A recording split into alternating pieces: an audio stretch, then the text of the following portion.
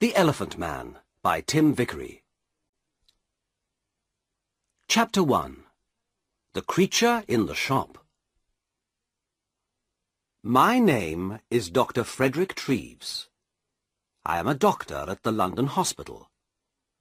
One day, in 1884, I saw a picture in the window of a shop near the hospital. I stopped in front of the shop and looked at the picture. At first, I felt interested. Then I felt angry. Then afraid. It was a horrible, ugly picture. There was a man in the picture, but he did not look like you and me. He did not look like a man. He looked like an elephant. I read the writing under the picture. It said, "Come in and see the Elephant Man, 2d." I opened the door and went in. There was a man in the shop. He was a dirty man in an old coat with a cigarette in his mouth. "What do you want?" he asked. "I'd like to see the Elephant Man, please," I said. The man looked at me angrily. "Well, you can't," he said. "The shop's closing now. You can come back tomorrow." "I'm sorry," I said, "but I would like to see him now. I have no time tomorrow. I have a lot of work to do. But I can give you more than 2d." The man looked at me carefully. Then he took the cigarette out of his mouth and smiled with his yellow teeth. "All right, sir," he said. "Give me 12d then." I gave him the money, and he opened a door at the back of the shop. We went into a little room. The room was cold and dark, and there was a horrible smell in it. A creature sat on a chair behind a table. I say a creature, because it was not a man or a woman, like you or me. The creature did not move or look at us. It sat very quietly on the chair, in the cold, dark, dirty room, and looked at the table. The creature had a cloth over its head, because of the cold. On the table in front of it, there was a dead flower. "Stand up," said the shopkeeper loudly. The creature stood up slowly. It took the old cloth off its head and put it on the chair. I looked at the creature and felt sad. I am a doctor, so I know a lot about accidents and ill people. I see horrible, ugly things every day. But this creature, this thing, was the worst of all. There were no men or women in the hospital like him. He wore some old trousers, but no shirt, coat, or shoes, so I could see his body very well. His head was the most interesting thing. It was very, very big, like an enormous bag with a lot of books in it. The head did not have much hair, and there was another bag of brown, dirty skin at the back of it. This skin came down below his neck. I could not see one of his eyes very well, because a lot of skin came down in front of his face, too. An enormous red tooth came out of his mouth, under his nose. It looked like an elephant's tooth. The mouth and nose were like holes in the face. The face could not smile or laugh or look angry or sad, because the skin could not move. It was dead, like an elephant's face. There were more bags of dirty skin on the front and back of the creature's body. These bags came down to his legs. The right arm was enormous, and there were bags of skin on it, too. The right hand was like a man's foot. But the left hand, the left arm and the left hand were beautiful. The left arm had wonderful skin, and the fingers of the left hand were long and beautiful. It was like a young woman's hand. "Walk, Merrick," said the shopkeeper angrily. "Come on, quickly, move." He hit the creature with his hand. Slowly the creature walked across the room. But he could not walk well. His legs were very big and fat, and he had a bad back. He could not walk far without a stick. "All right, thank you," I said. "Let him sit down.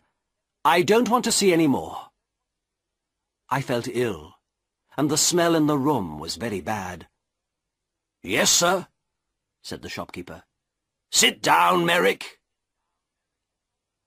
We went out of the room and closed the door. The shopkeeper smiled at me with his yellow teeth. "Wonderful, sir, isn't it?" he said. "The best elephant man in England. Hundreds of people come to see him, you know. Hundreds. I take him all over the country, I do." "Yes, very interesting," I said. "Can I sit down?" "Yes, sir, of course. Here's a chair." He looked at me, smiling. "Would you like a glass of water, sir?" "Yes, please," I said.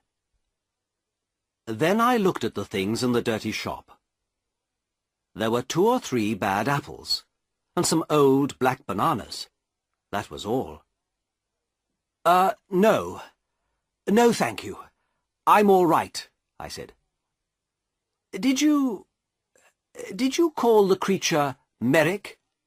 "That's right, sir. Joseph Merrick. The best elephant man in England.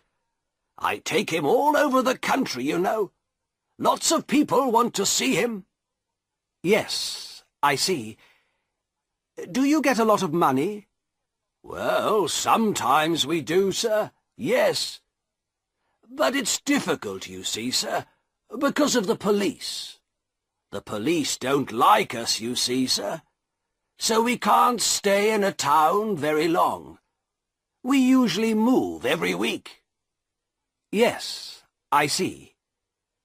Well, anyway, Mr. Silcock, sir. Simon Silcock." "Yes, well, Mr. Silcock, I'm a doctor at the London hospital. My name is Dr. Treves. I think this man, Joseph Merrick, is very interesting, and I would like to see him at the hospital.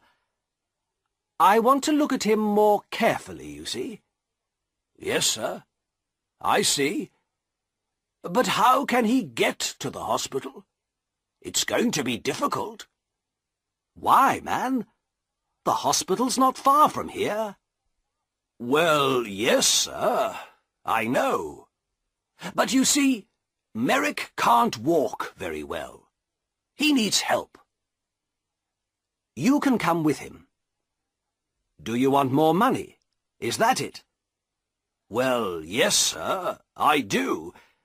But you see, people are afraid of him, too. In the road, little boys always run after him and hit him. Then the police get angry, because people are afraid. Sometimes they take us to prison." "I see," I said. "Well, how can he come to the hospital, then?" "Bring a cab, sir," said Silcock. "You can take him to the hospital in a cab."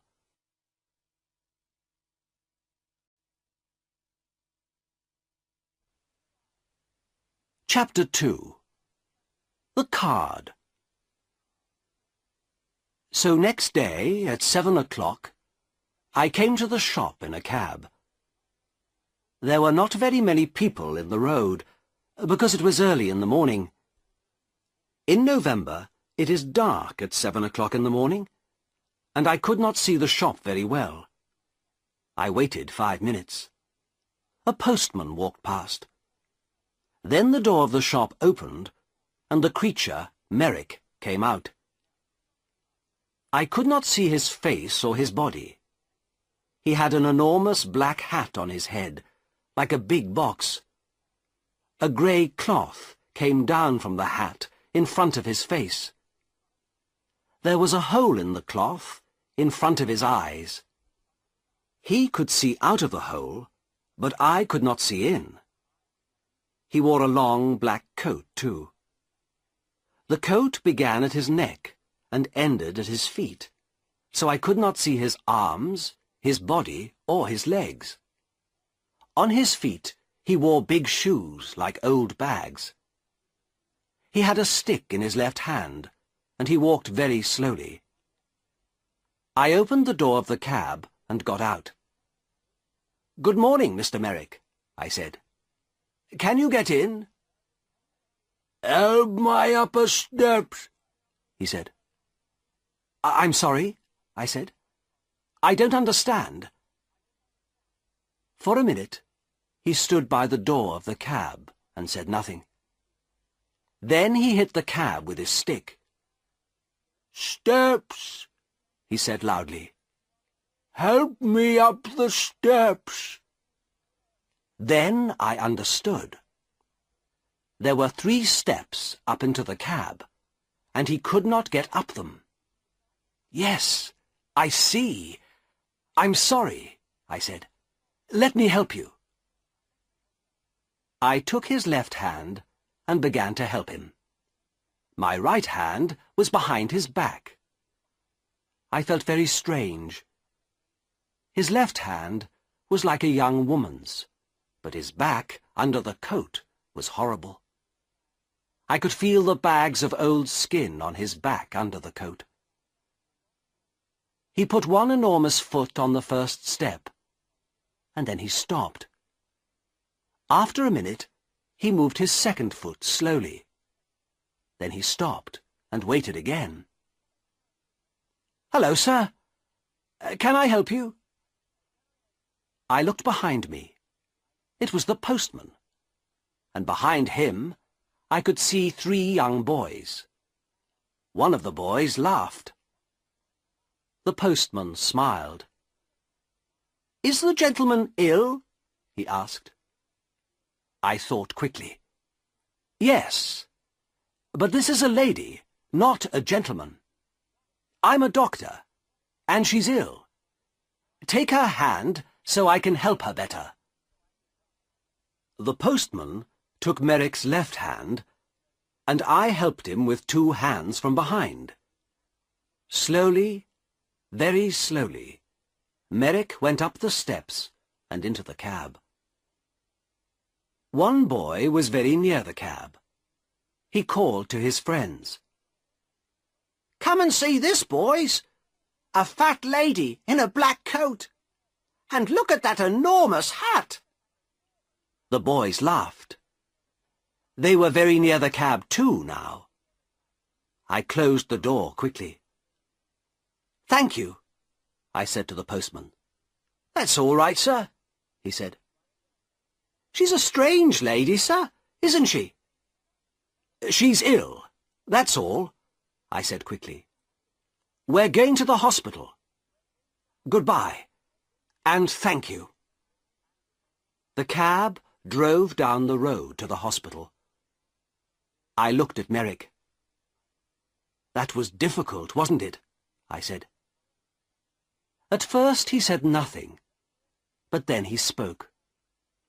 His voice was very strange, but I listened to him carefully, and I could understand him. "The steps were very difficult," he said. "But most things are difficult for me." "Yes," I said.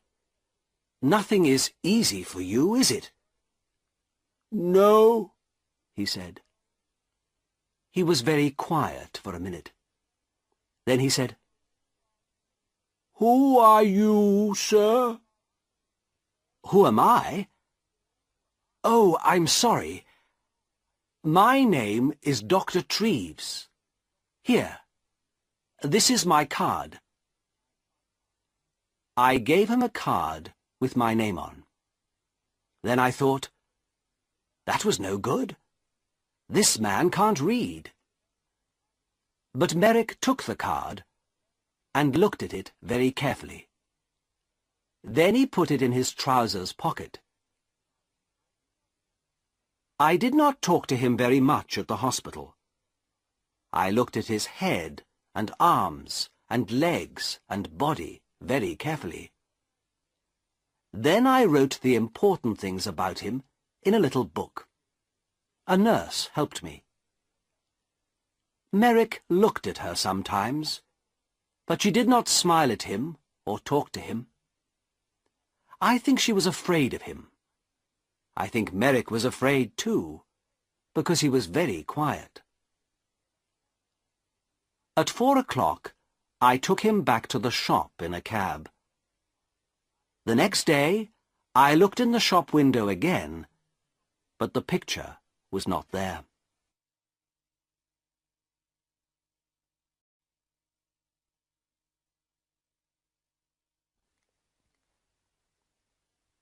Chapter 3. A Letter to the Times. I did not see Merrick again for 2 years. Then, one day, the police found him. He had my card in his hand, so they brought him to the London hospital. He was very tired, hungry, and dirty, so I put him to bed in a quiet little room. But he could not stay at the hospital. He was not ill, and of course the beds in the hospital are for ill people. We have no beds for hungry people or ugly people.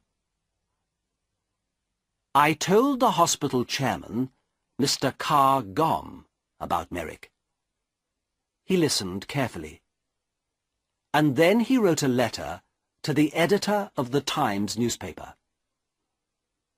From the Times, December the 4th, 1886. A letter to the editor. Dear Sir, I am writing to you about a man in our hospital. He needs your help.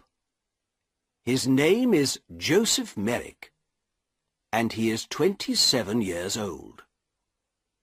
He is not ill, but he cannot go out of the hospital because he is very, very ugly. Nobody likes to look at him, and some people are afraid of him. We call him the Elephant Man. 2 years ago, Merrick lived in a shop near the London hospital. For 2 pence, people could see him and laugh at him.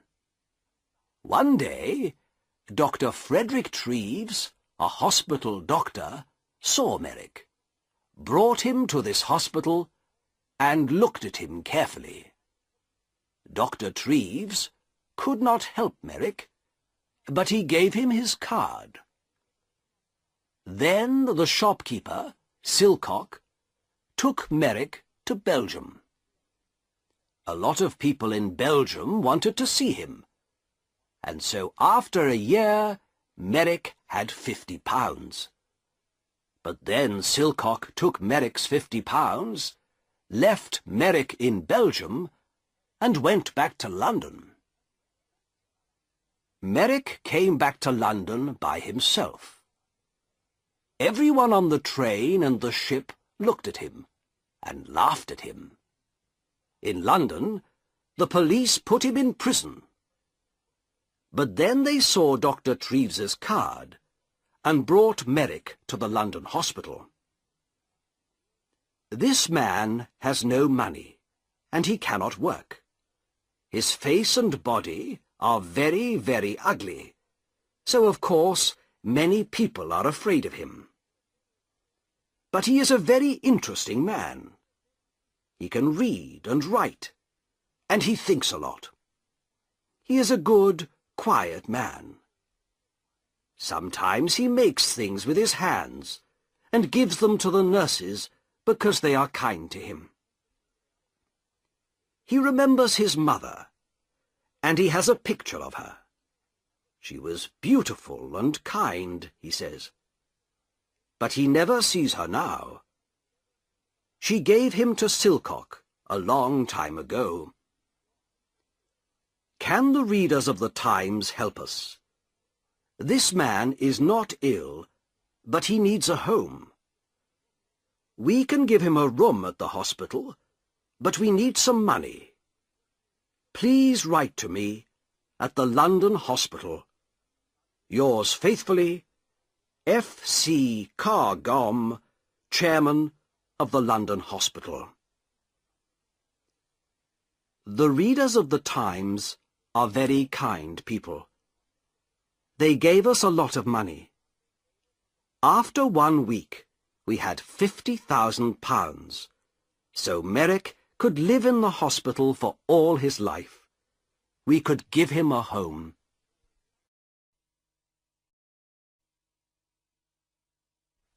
Chapter 4. Merrick's First Home. We gave Merrick 2 rooms at the back of the hospital. One room was a bathroom, so he could have a bath every day. Soon his skin was much better, and there was no horrible smell. The second room had a bed, table, and chairs. I visited him every day and talked to him. He loved reading and talking about books. At first, he did not know many books. The Bible, and 1 or 2 newspapers, that's all. But I gave him some books of love stories, and he liked them very much. He read them again and again, and talked about them often. For him, the men and women in these books were alive, like you and me. He was very happy. But sometimes it was difficult for him. At first, 1 or 2 people in the hospital laughed at Merrick because he was ugly. Sometimes they brought their friends to look at him. One day, a new nurse came to the hospital, and nobody told her about Merrick. She took his food to his room and opened the door. Then she saw him. She screamed, dropped the food on the floor, and ran out of the room. I was very angry with the nurse, and went to see Merrick. He was not happy about it, but he was not very angry. I think he felt sorry for the girl. People don't like looking at me. I know that, Dr. Treves, he said. They usually laugh or scream. Well, I don't want nurses to laugh at you, Joseph, I said angrily. I want them to help you. Thank you, Doctor, he said, in his strange, slow voice. But it's not important. Everyone laughs at me. I understand that. I looked at him sadly. In his one good hand, his left hand, he had the little picture of his mother. He looked at the picture for a minute, and then put it by a flower on the table. A tear ran out of his eye and down the skin of his enormous, ugly face. Dr. Treves, he said slowly, you and the nurses are very kind, and I'm very happy here. Thank you very much. But I know I can't stay here long, and I would like to live in a lighthouse after the hospital, please. A lighthouse or a home for blind people. I think those are the best places for me." "What do you mean?" I asked. "Why?" He did not look at me. He put the flower on the picture and looked at it carefully. "Lighthouses have sea all round them, don't they?" he said. "Nobody could look at me in a lighthouse, so I would be happy there. And blind people can see nothing, so they couldn't see me, could they?" "But, Joseph," I said, "this is your home. You live here now. You aren't going to leave the hospital." "Not today, perhaps," he said, "but soon. You are a kind man, Dr. Treves, but I can't stay here very long. I have no money." I smiled. "Joseph," I said, "this is your home now. Don't you understand? You can stay here all your life." Very carefully, I told him about the letter to the Times and the money. I don't think he understood at first, so I told him again. He was very quiet for a minute. Then he stood up and walked up and down the room very quickly. A strange sound came from him, like laughing.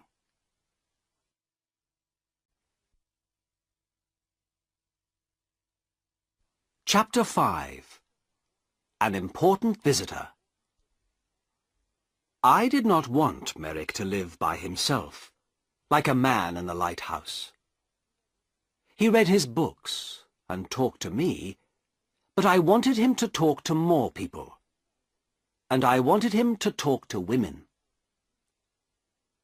Merrick read about women in his books, but he did not often talk to women. He met the nurses every day, but they did not talk to him very much. For them, he was always a creature, not a man.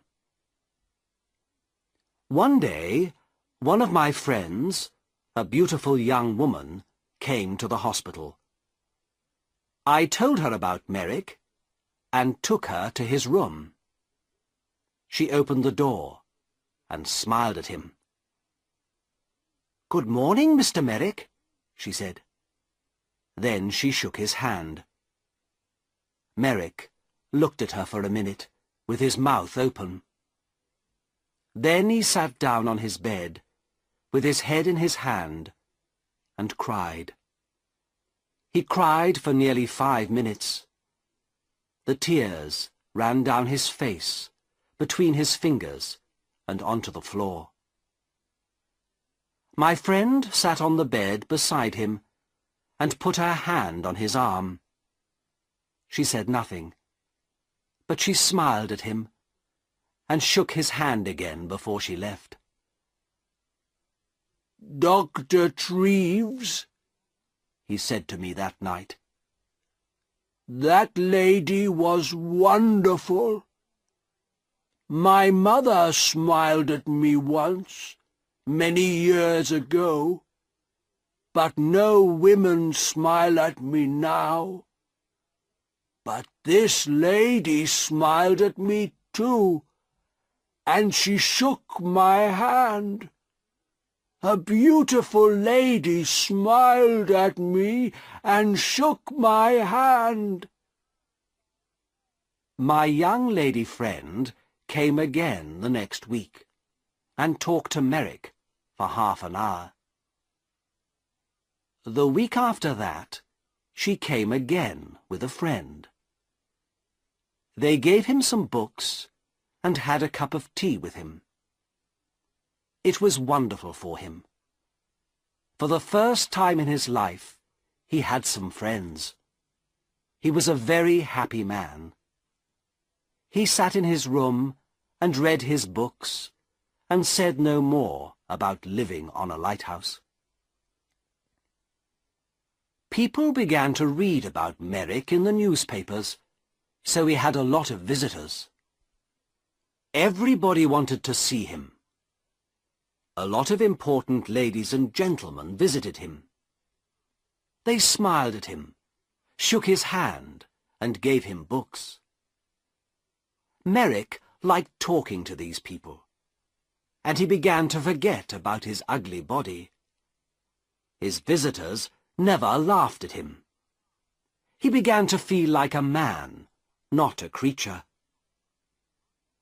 One wonderful day, a very important lady came to the hospital to visit him. I met the lady and took her to his room. Then I opened the door and smiled at him. "Good morning, Joseph," I said.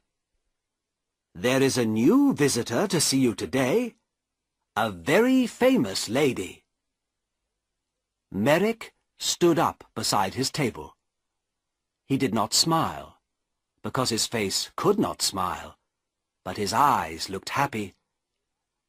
"That's good," he said. "Who is it?" I moved away from the door, and the visitor walked in. "Your Majesty, this is Joseph Merrick," I said. "Joseph, this is Her Majesty, Queen Alexandra, the Queen of England." Queen Alexandra smiled at him. "How do you do, Mr. Merrick?" she said. "I'm very pleased to meet you." Then she shook his hand. Merrick did not move. For nearly half a minute he stood and looked at her with his mouth open. Then he spoke in his strange, slow voice. How do you do, Your Majesty?" he said. But I don't think the Queen understood him, because he tried to get down on his knees at the same time. It was very difficult for him, because of his enormous legs. "No, please, Mr. Merrick. Do get up," said the Queen. "I would like to talk to you. Can we sit at your table?" "Yes, yes, of course," he said. They sat at the table. She took his left hand, the good hand, in hers. She looked at the hand carefully, and then smiled at Merrick again. "I often read about you in the newspapers," she said.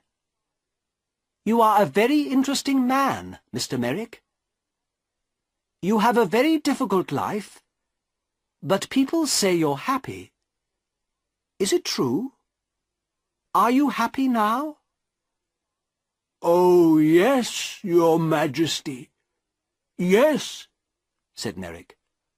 "I'm a very happy man. I have a home here now, and friends, and my books. I'm happy every hour of the day." "What a wonderful story," she said. "I'm very pleased to hear it. Now, tell me about your reading. I see you have a lot of books here." "Oh, yes, Your Majesty. I love my books," said Merrick. And for nearly half an hour they sat and talked about books. The Queen gave him a little book and some red flowers before she left. After her visit, Merrick began to sing. He could not sing easily, of course, because of his mouth, but all that day there was a strange, happy noise in his room. He looked at the flowers carefully and put them on his table.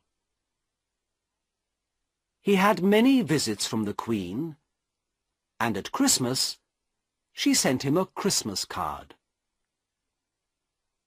Windsor Castle, the 20th of December, 1888.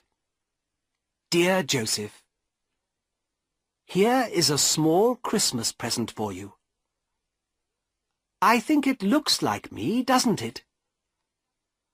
I do like visiting you very much, and I am going to come to the hospital again in the new year. Happy Christmas, your friend, Alexandra.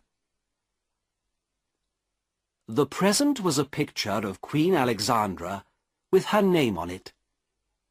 Merrick cried over it and put it carefully by the bed in his room. Then he sat down and wrote a letter to the Queen. It was the first letter of his life.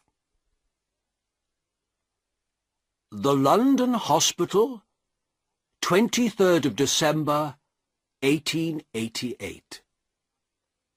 My dear Queen, thank you very, very much for your wonderful card and the beautiful picture.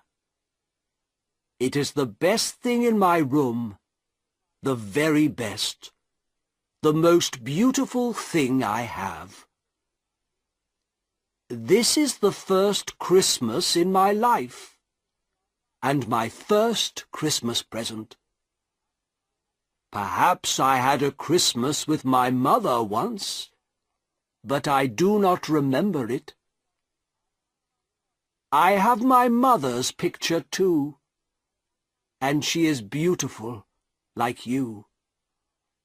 But now I know many famous ladies and kind people, like Dr. Treves, and I am a very happy man.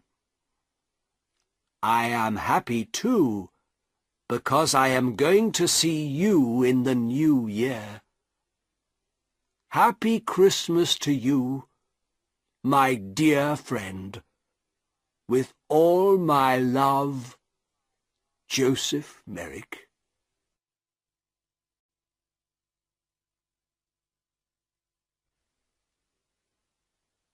Chapter 6. Outside the hospital. Merrick had a lot of friends now, but he was more like a child than a man. He could read about things and talk to his visitors, but he could not go out of the hospital by himself. He thought and played like a child. After Christmas, he wanted to go to the theatre.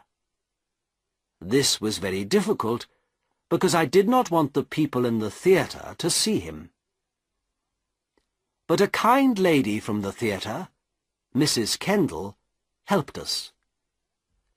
We bought tickets for a box at the side of the theatre. We went to the theatre in a cab with dark windows, and we went into the theatre by a door at the back, the Queen's door. Nobody saw us. 3 nurses sat at the front of the box, and Merrick and I sat in the dark behind them. Nobody in the theatre could see us, but we could see the play. It was a children's Christmas play. Merrick loved it. It was a most wonderful, exciting story. Often he laughed, and sometimes he tried to sing like the children in the theatre. He was like a child. For him, everything in the story was true. Once he was very afraid, because the bad man in the play was angry and had a knife. At first, Merrick wanted to leave the theatre, but I stopped him. Then he was very angry with this bad man in the play. He hit his hand on his chair and stood up and talked to the man, but nobody heard him. When the bad man went to prison, Merrick laughed. Merrick thought the beautiful young lady in the play was wonderful. He wanted to talk to her, too. At the end of the play, he was very happy, because she married a good young man. He remembered this play for a long time, and he talked a lot about the people in it. "What do you think they did after we left?" he asked me. "Where do the young lady and the young man live? What are they doing now?" "I don't know," I said. "Perhaps they live in the country." Merrick thought about this for a long time. Then he said, "Dr. Treves, can I go to the country, please? I saw the country once from a train, but I never went there. I often read about it in books. It's very beautiful, isn't it? I would like to see it."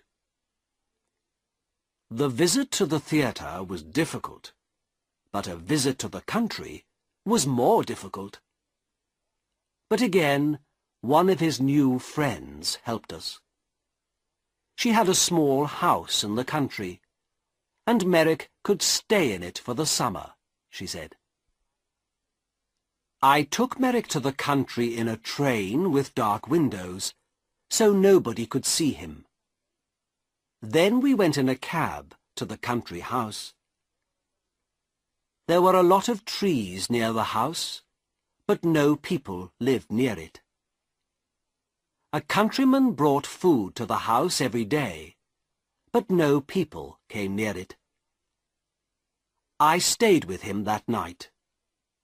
At night, it was very dark and quiet.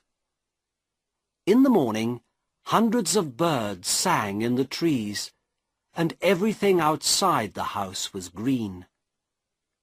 Merrick walked under the big trees, looking at things happily and singing his strange song. I went back to London, but Merrick stayed there for 6 weeks. He was wonderfully happy. Every week, he wrote me a letter. Apple Tree House, West Wickham, Berkshire, the 21st of July, 1889. Dear Dr. Treves, I had a wonderful day again today. It was very warm, so I walked under the trees and sat by a stream. The water in the stream made a beautiful noise, like singing. Did you know that? I listened to it for 2 hours. Lots of little birds came near me. One had a red body in front and a brown back. I gave it some bread, and it sat on my hand. A lot of birds are my friends now. I watched the fish in the stream, too. They were very exciting, because they move very fast. 1 minute they were there, and the next minute I couldn't see them. But I waited quietly, and they always came back. I put my hand in the water, but I couldn't touch them. I met a big dog yesterday. It made a very loud noise, but I was not afraid. I sat down quietly and looked at it, and it came and smelt my hand. I saw it again today, and gave it some bread. It likes me now. I am going to put some flowers from the country in this letter. There are hundreds of flowers here. Did you know that? I like the little blue ones best, but they are all beautiful. I have lots of them in my room. I give them water every morning. Little flowers are very thirsty, you know. I am very happy here, Doctor, but I want to see you again soon, too. With love from your friend, Joseph Merrick. At the end of the summer, he came back to London. He was very well, and his skin looked much better.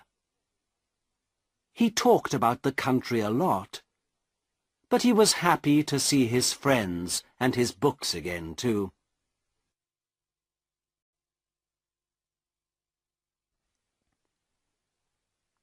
Chapter 7. The Last Letter. 6 months later, in April 1890, I found him dead in bed. He was on his back in bed, so at first I thought he was asleep. I talked to him, but he did not move.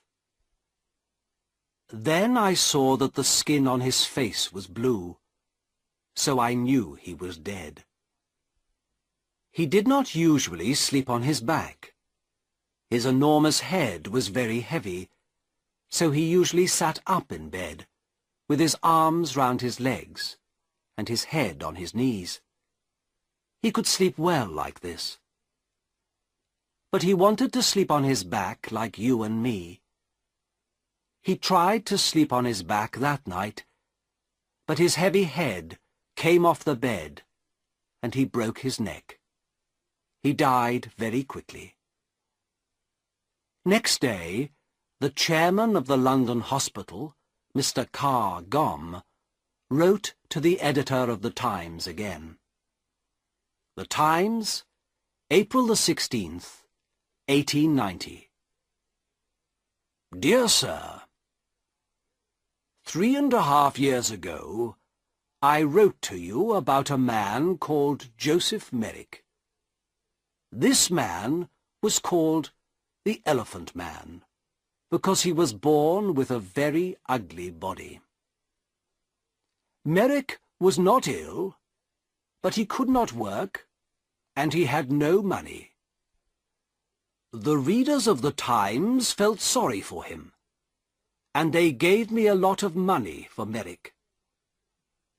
Because of this money, we could give Merrick a home in the London hospital. It was his first good home, and for 3.5 years he lived here happily. The doctors and nurses of the hospital helped him, and many important people visited him. He read many books. He went to the theatre, and in the summer he stayed in the country for 6 weeks. Because of your readers' money, we could give him a happy life. Last night, Joseph Merrick died quietly in his bed. He was a man with a very ugly body, but he was a good, kind man, and he had a lot of friends. We like to talk to him, and we are all very sorry because he is dead. A lot of people are going to remember him for a long time. There is some money left, so I am going to give it to the hospital. Thank you, sir, for your help. Yours faithfully, F. C. Carr Gomm, chairman of the London Hospital.